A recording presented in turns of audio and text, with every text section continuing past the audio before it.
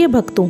आज गुरुवार के दिन हम आपको भगवान विष्णु का बहुत ही चमत्कारिक मंत्र आज हम आपको सुनाने वाले हैं, जिसके नियमित 108 बार जाप या श्रवण करने से आपके जीवन की सभी समस्याएं खत्म हो जाएंगी।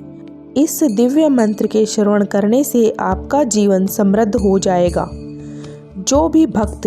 प्रतिदिन भगवान विष्णु के मंत्र का 108 बार जाप या श्रवण करता है, उसे मृत्यु के भय से मुक्ति मिल जाती है। इस मंत्र के जाप से व्यक्ति को मोक्ष प्राप्त होता है और जन्म मृत्यु के चक्र से मुक्त हो जाता है। लोग जाने अनजाने में किए गए सभी बुरे कर्मों से छुटकारा पा सकते हैं। यह मन, शरीर और आत्मा में भी उचित संतुलन बनाए रखने में मदद करता है। यह मंत्र यह पुरानी बीमारी से भी सुरक्षा दिलाता है। इस मंत्र के जाप या श्रवण से तनाव, चिंता को कम करने में मदद करता है। यह मंत्र अकाल मृत्यु से भी सुरक्षा देता है। इस दिव्य मंत्र के श्रवण करने से आपके जीवन में सुख समृद्धि प्रदान होगी। तो आइए केवल एक बार भगवान विष्णु पर पूरा विश्वास करके इस मंत्र को सुन लेते हैं। आप यकीन मानिए, भगवान विष्णु जी महाराज आप पर कृपा जरूर बरसाएंगे। आपके जीवन की सभी मनोकामनाएं पूरी हो जाएंगी। तो आइए भगवान पर पूरा विश्वास करके सच्चे मन से मंत्र को पूरा सुन लेते हैं। बस आपको ध्यान में रखना है कि मंत्र को पूरा 108 बार या इससे ज़्यादा ही सुनना है। मतलब कि इस वीडियो को पूरा सुनना है। सुनते सुनते आप ध्यान मग्न हो जाएंगे। आप अपने घर या दुकान पर कहीं भी इस मंत्र को सुन सकते हैं। हम आशा करते हैं आपको शीघ्र ही लाभ मिलेगा। अगर आपको हमारा वीडियो पसंद आए तो वीडियो को दिल से एक लाइक अवश्य करना। ऐसे ही वीडियो देखने के लिए हमारे चैनल अनमोल मंत्र को सब्सक्राइब ज़रूर करें। कमेंट में जय श्री हरि विष्णु भगवान लिखना ना भूलें। तो आइए मंत्र को पूरा श्रवण कर लेते हैं। शांताकारं भुजगं शयनं पद्मनाभं सुरेशं विश्वेतरङ्गकं सदृशं मेघवर्णं शुभंगं लक्ष्मीकान्तकमलनयनं योगीहृदयनाङ्गं मे वन्दे विष्णु भवभयहरं सर्वलोकैकनाथं। शान्ताकारं भुजगं शयनं पद्मनाभं सुरेशं विश्वेतरङ्गकं सदृशं मेघवर्णं शुभंगं लक्ष्मीकान्तकमलनयनं योगीहृदयनाङ्गं मे वन्दे विष्णु भवभयहरं सर्वलोकैकनाथं। शान्ताकारं भुजगं शयनं पद्मनाभं सुरेशं विश्वेतरङ्गकं सदृशं मेघवर्णं शुभंगं लक्ष्मीकान्तकमलनयनं योगीहृदयनाङ्गं मे वन्दे विष्णु भवभयहरं सर्वलोकैकनाथं। शान्ताकारं भुजगं शयनं पद्मनाभं सुरेशं विश्वेतरङ्गकं सदृशं मेघवर्णं शुभंगं लक्ष्मीकान्तकमलनयनं योगीहृदयनाङ्गं मे वन्दे विष्णु भवभयहरं सर्वलोकैकनाथं। शान्ताकारं भुजगं शयनं पद्मनाभं सुरेशं विश्वेतरङ्गकं सदृशं मेघवर्णं शुभंगं लक्ष्मीकान्तकमलनयनं योगीहृदयनाङ्गं मे वन्दे विष्णु भवभयहरं सर्वलोकैकनाथं। शान्ताकारं भुजगं शयनं पद्मनाभं सुरेशं विश्वेतरङ्गकं सदृशं मेघवर्णं शुभंगं लक्ष्मीकान्तकमलनयनं योगीहृदयनाङ्गं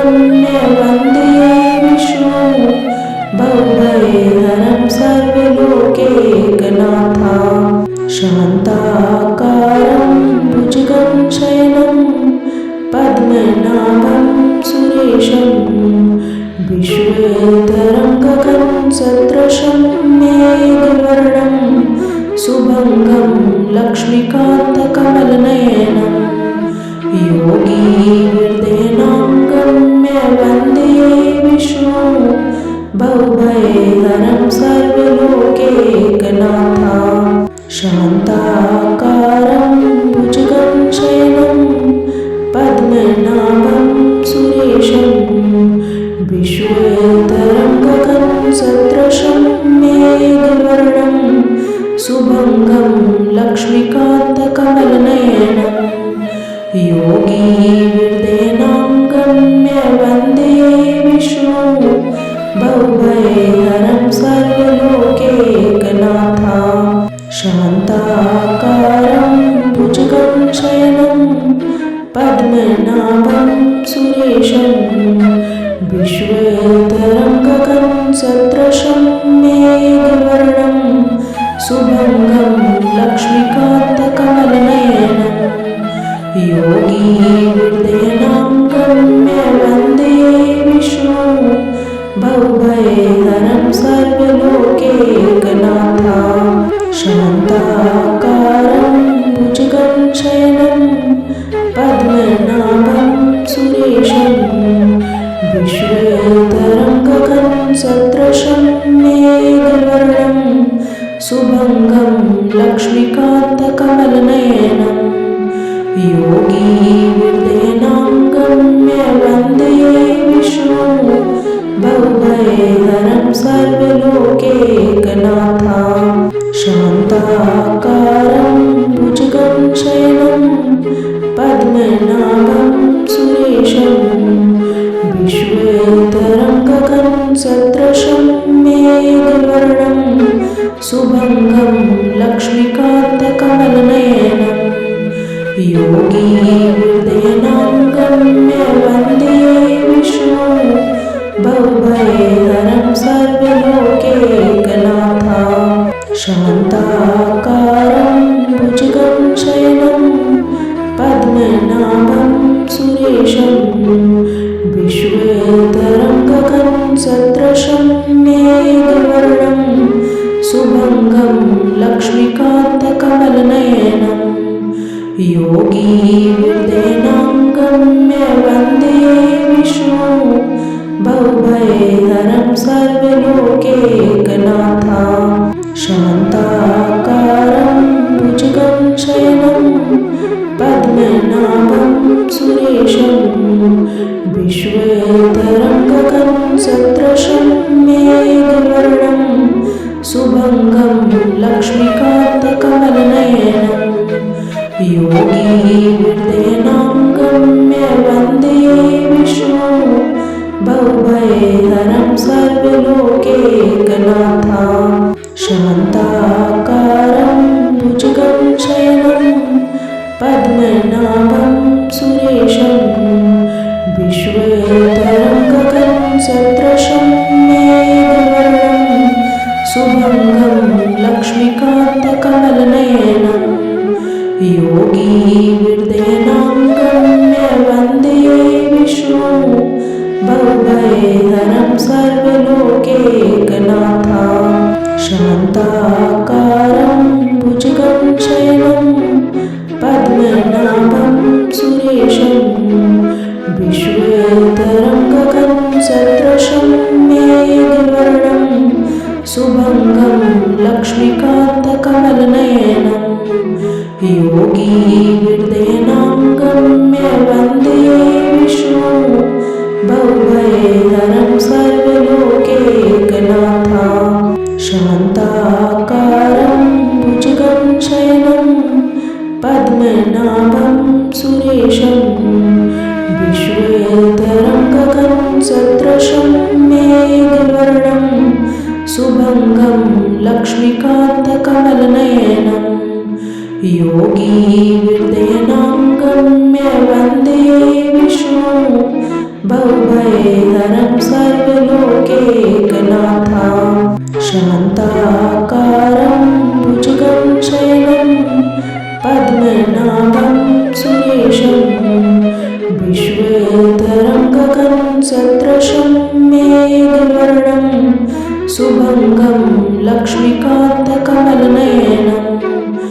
योगी हृदयनां गम्य वन्दे विष्णु भवभयहरं सर्वलोकैकनाथं शान्ताकारं भुजगं शयनं पद्मनाभं सुरेशं विश्वेतरं गगनसदृशं मेघवर्णं शुभङ्गं लक्ष्मीकान्तकमलनयनं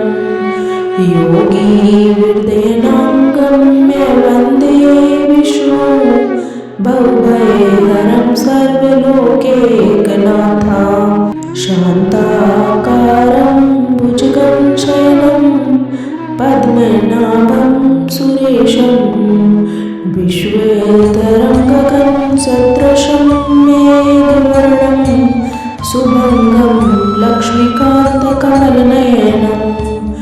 योगी हृदयनां गम्य वन्दे विष्णु भवभयहरं सर्वलोकैकनाथं शान्ताकारं भुजगं शयनं पद्मनाभं सुरेशं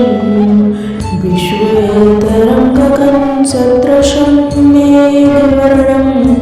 शुभङ्गं लक्ष्मीकान्तकमलनयनं योगी हृदयनां गम्य वन्दे विष्णु भवभयहरं सर्वलोकैकनाथं शान्ताकारं भुजगं शयनं पद्मनाभं सुरेशं विश्वेतरं गगनसदृशं मेघवर्णं शुभङ्गं लक्ष्मीकान्तकमलनयनं योगी हृदयनां गम्य वन्दे विष्णु भवभयहरं सर्वलोकैकनाथं शान्ताकारं भुजगं शयनं पद्मनाभं सुरेशं विश्वेतरं गगनसदृशं मेघवर्णं शुभङ्गं लक्ष्मीकान्तकमलनयनं योगी हृदयनां गम्य वन्दे विष्णु भवभयहरं सर्वलोकैकनाथं शान्ताकारं भुजगं शयनं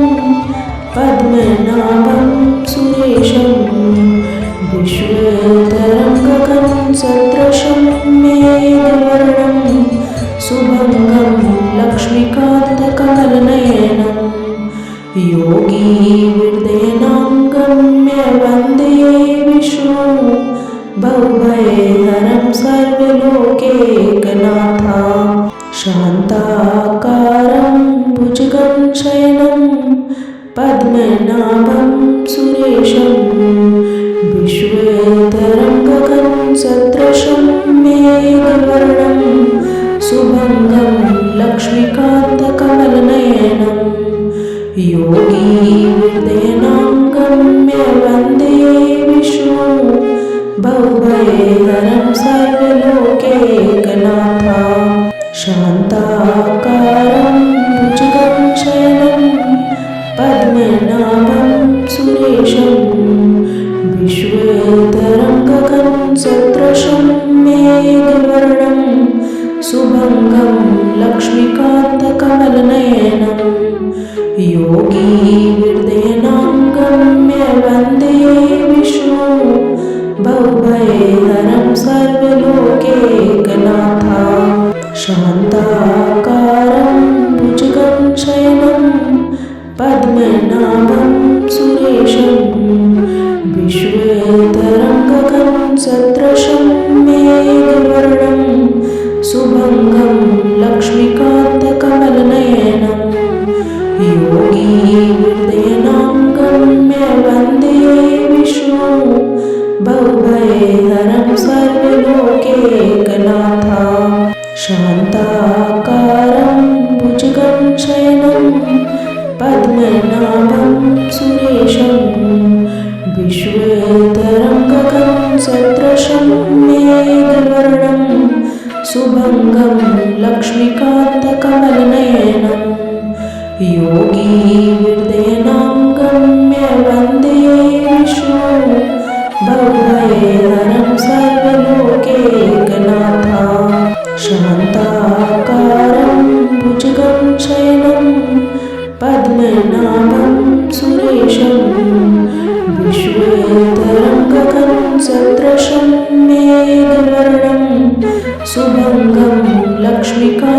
कमलनयनं योगीहृदयं गम्य वन्दे विष्णुं भवभयहरं सर्वलोकैकनाथं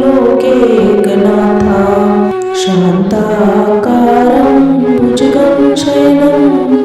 पद्मनाभं सुरेशं विश्वेश्वरं गगनसदृशं मेघवर्णं शुभंगं लक्ष्मीकान्तकमलनयनं योगीहृदयं गम्य वन्दे विष्णुं भवभयहरं सर्वलोकैकनाथं शान्ताकारं भुजगं शयनं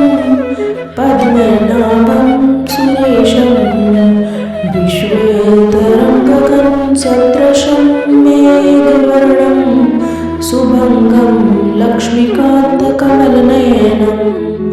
योगीहृदयं गम्य वन्दे विष्णुं भवभयहरं सर्वलोकैकनाथं शान्ताकारं भुजगं शयनं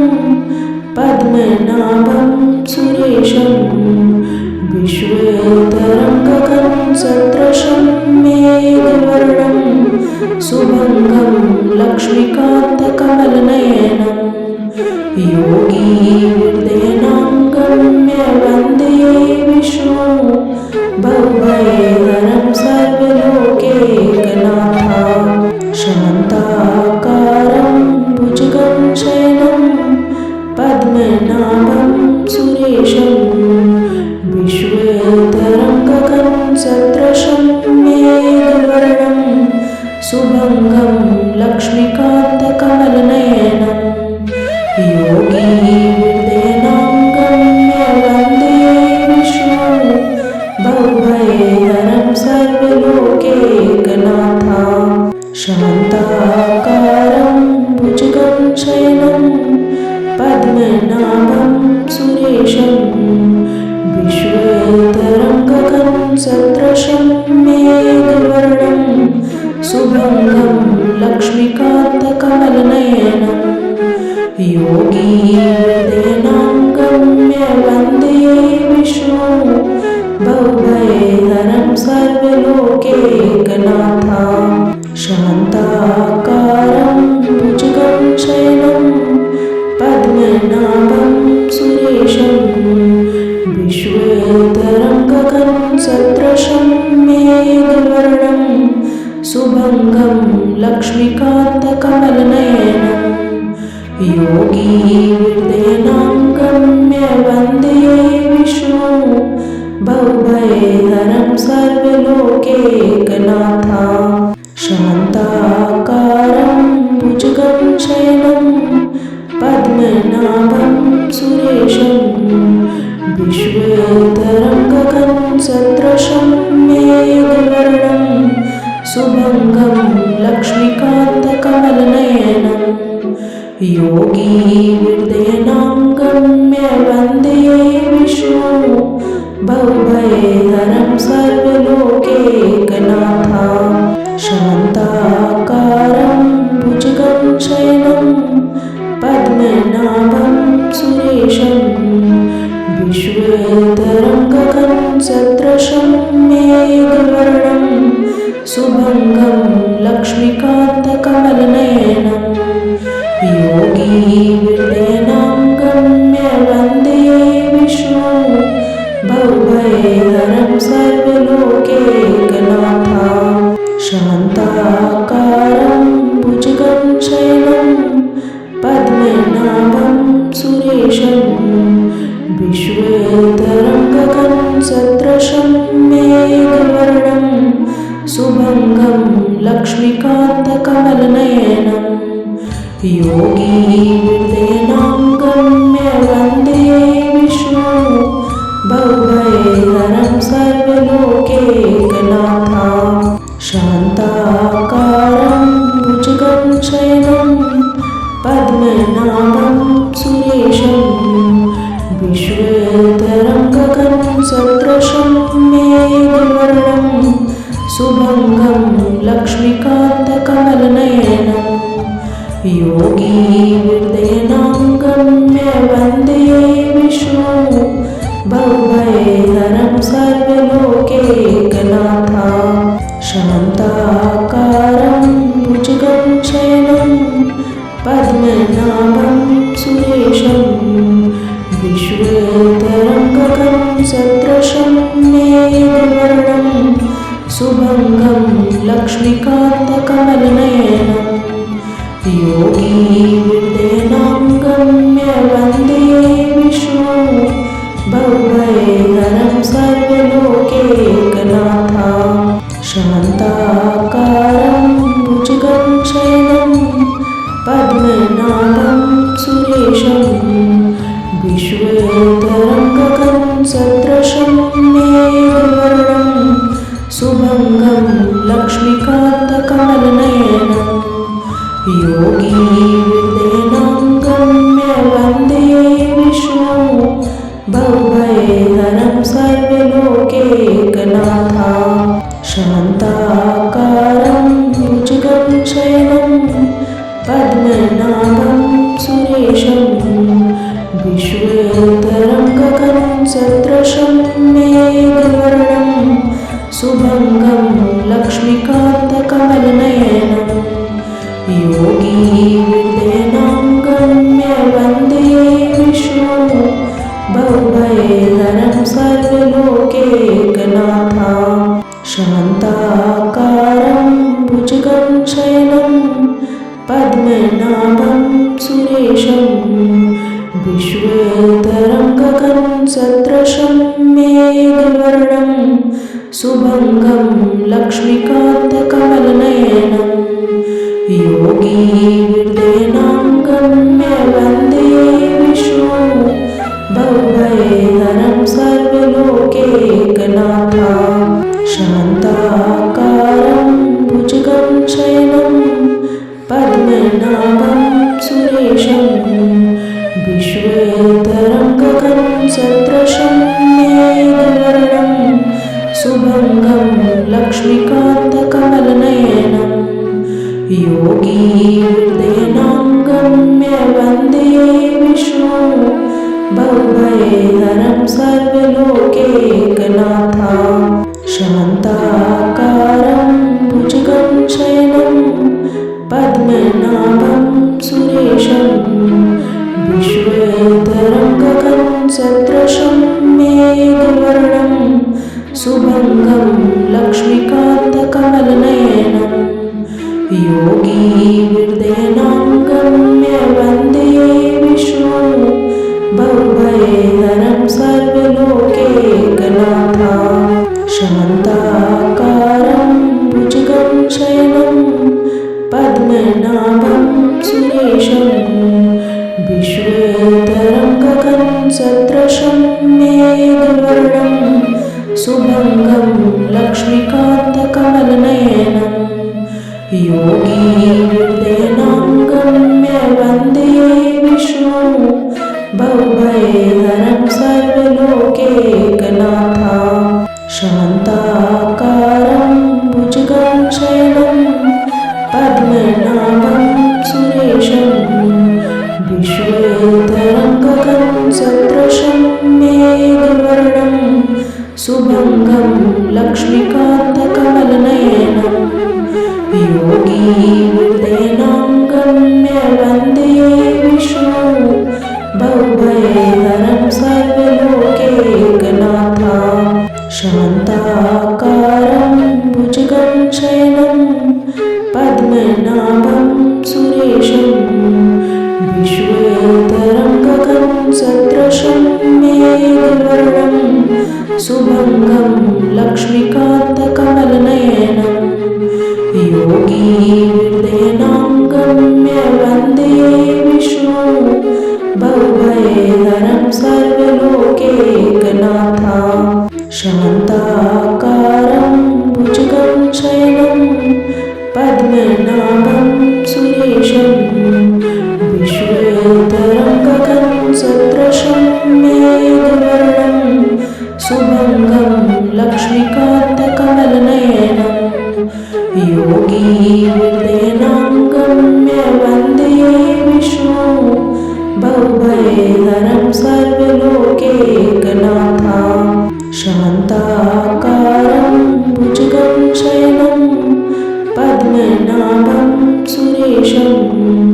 विश्वेश्वरं गगनसदृशं मेघवर्णं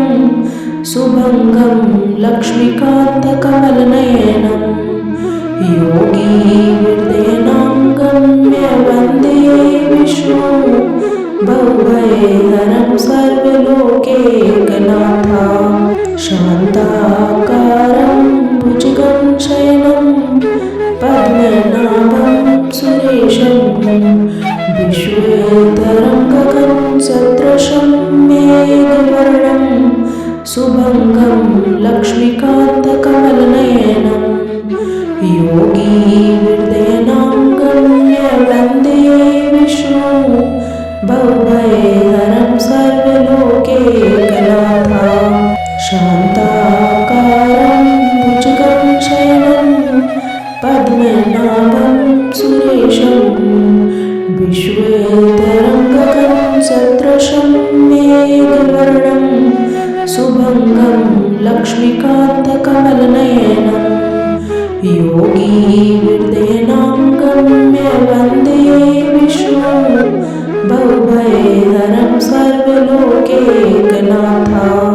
शान्ताकारं भुजगं शयनं पद्मनाभं सुरेशं विश्वेश्वरं गगनसदृशं मेघवर्णं शुभंगं लक्ष्मीकान्तकमलनयनं योगीहृदयं गम्य वन्दे विष्णुं भवभयहरं सर्वलोकैकनाथं शान्ताकारं भुजगं शयनं पद्मनाभं सुरेशं विश्वेश्वरं गगनसदृशं मेघवर्णं शुभंगं लक्ष्मीकान्तकमलनयनं योगीहृदयं गम्य वन्दे विष्णुं भवभयहरं सर्वलोकैकनाथं शान्ताकारं भुजगं शयनं पद्मनाभं सुरेशं विश्वेश्वरं गगनसदृशं मेघवर्णं शुभंगं लक्ष्मीकान्तकमलनयनं योगीहृदयं गम्य वन्दे विष्णुं भवभयहरं सर्वलोकैकनाथं शान्ताकारं भुजगं शयनं पद्मनाभं सुरेशं विश्वेश्वरं गगनसदृशं मेघवर्णं शुभंगं लक्ष्मीकान्तकमलनयनं योगीहृदयं गम्य वन्दे विष्णुं भवभयहरं सर्वलोकैकनाथं शान्ताकारं भुजगं शयनं पद्मनाभं सुरेशं विश्वेश्वरं गगनसदृशं मेघवर्णं शुभंगं लक्ष्मीकान्तकमलनयनं योगीहृदयं गम्य वन्दे विष्णुं भवभयहरं सर्वलोकैकनाथं शान्ताकारं भुजगं शयनं पद्मनाभं सुरेशं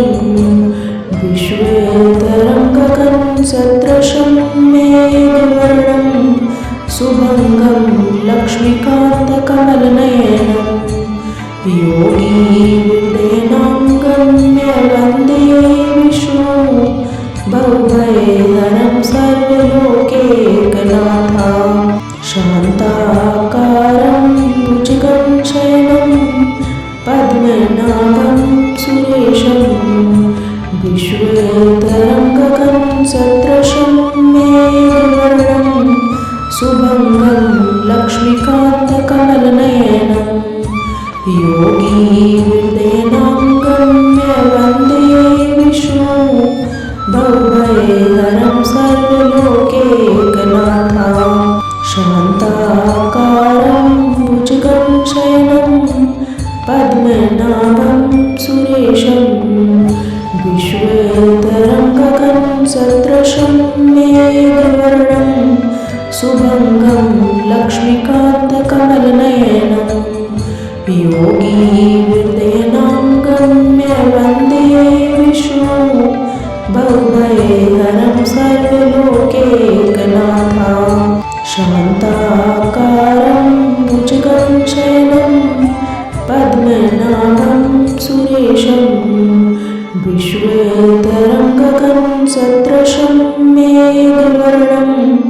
शुभङ्गं लक्ष्मीकान्तकमलनयनं योगीहृदयनां गम्य वन्दे विष्णु भवभयहरं सर्वलोकैकनाथं शान्ताकारं भुजगं शयनं पद्मनाभं सुरेशं विश्वेतरङ्गगं सदृशं मेघवर्णं शुभङ्गं लक्ष्मीकान्तकमलनयनं योगीहृदयनां गम्य वन्दे विष्णु भवभयहरं सर्वलोकैकनाथं शान्ताकारं भुजगं शयनं पद्मनाभं सुरेशं विश्वेतरङ्गगं सदृशं मेघवर्णं शुभङ्गं लक्ष्मीकान्तकमलनयनं योगीहृदयनां गम्य वन्दे विष्णु भवभयहरं सर्वलोकैकनाथं शान्ताकारं भुजगं शयनं पद्मनाभं सुरेशं विश्वेतरङ्गगं सदृशं मेघवर्णं शुभङ्गं लक्ष्मीकान्तकमलनयनं योगीहृदयनां गम्य वन्दे विष्णु भवभयहरं सर्वलोकैकनाथं